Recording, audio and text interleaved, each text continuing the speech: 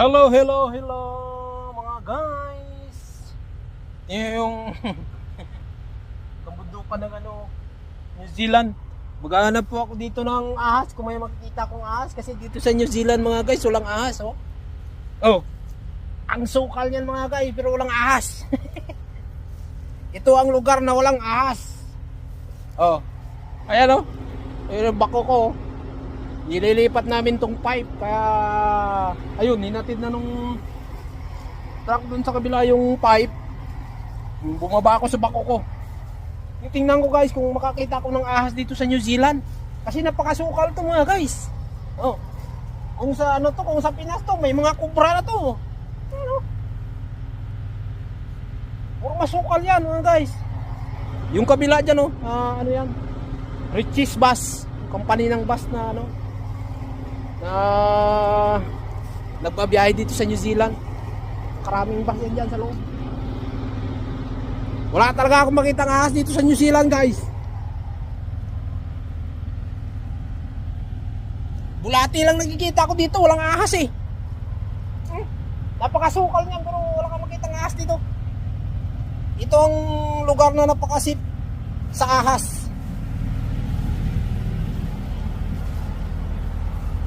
Yan may sapa yan dyan Yan, sapa dyan.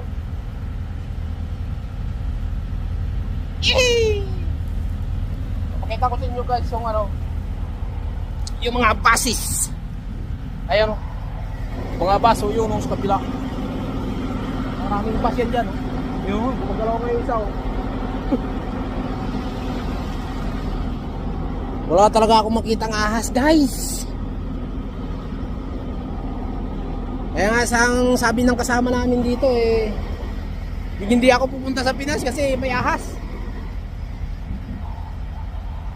Ako sa Pilipinas, lahat mayroon. Kahit sa gitna ng kalsada may mga ahas sa kabuhaya. Kaya sabi niya hindi na ako pupunta ng Pinas, nakakatakot. Iyo.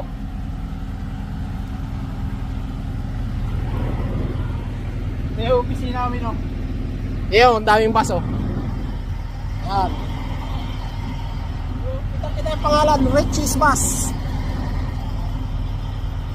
Yan Richie's 2. Mayaman yan, kasi Richie's Yew!